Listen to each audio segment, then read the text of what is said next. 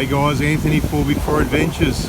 We're just down the road at Betka Beach. Right, you can see once again the situation from all the excess water flooding out from all the inland lakes and rivers and creek systems. MALLACOOTA is just up beyond that point, not far up the road. But have a look at this, so that's the whole system flowing out. And that's what the chocolate stain through the water is. Obviously the tide's headed out that way. Okay. Could be quite a rip out there as well. Haven't spent time to check that out, but yeah, you'd be going right out there. And it's going to take you that way. That's the wind and the tide. Anyway, Betka, just thought I'd show it to you what it's like at the moment. There's a bit of a car park up there. About 5 minutes down the road from MALLACOOTA.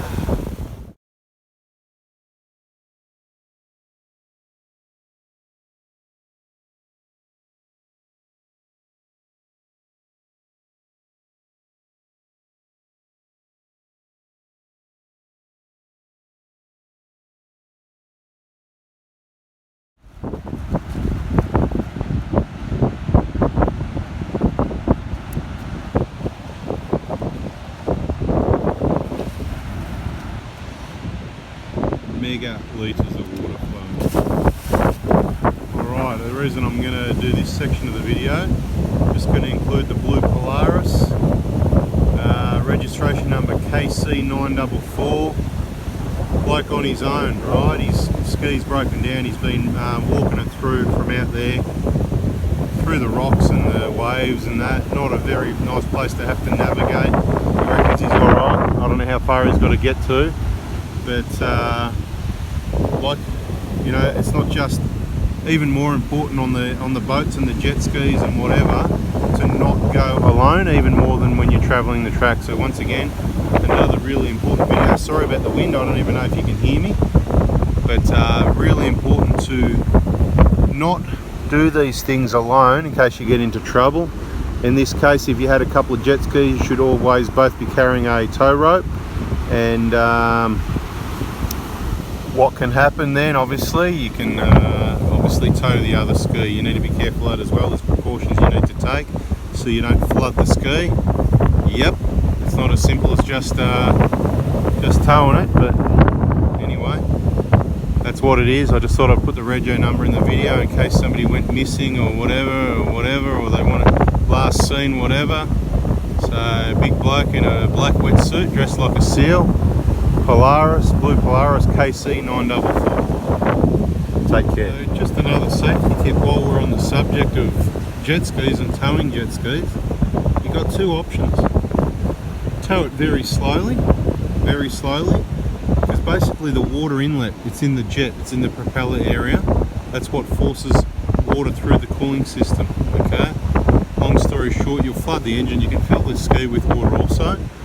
So ideally what you need to do when you get your jet ski is a modification, and you need to find that water inlet hose, like a heater hose. It'll be different on each brand of jet ski, and put a tap in place so that if you ever break down and you need to be towed, you close that tap, take the seat off, reach down to wherever it is, wherever you've plumbed it in. You don't want to interfere with the flow either. You don't want to end up with, you know, disclaimer, don't do this if you can't figure out what would work well. Manufacturers should probably do it. This guy's going right still, we're just keeping a bit of an eye on him in case whatever, for a little while. I don't know how far he's going, if he's going to bring it in this inlet here, and then try and bring the vehicle down and retrieve it here somewhere. Or, like I said, he's got about another 5k's along the beach of MALLACOOTA. I wouldn't want to be doing that. He says he's alright, he's doing well, but I tell you what, hope he's got some water or something. Anyway, we'll go talk to him again in a minute, perhaps. But yeah, good idea to put that tap in so that if you are out with your mate, you can actually be towed, because with conditions like this, you don't necessarily want to be hanging around in the surf at 5k's an hour or whatever the case may be. You may need to get things moving a bit so that everything can stay upright. Anyway, another little safety tip. We do that every now and then. Could be helpful. Hope you liked it. Okay, so now we're struggling a bit. The ski did get hit by a wave and end up upside down. You did turn it back quickly. It is important that if your ski goes upside down, you turn it back quickly, and the correct direction so that it keeps the engine clear of water. Not that it matters, it's broken down now, but as I said, water, you can end up filling the hull with water as well, and then it can, you don't want it to be submerged, right?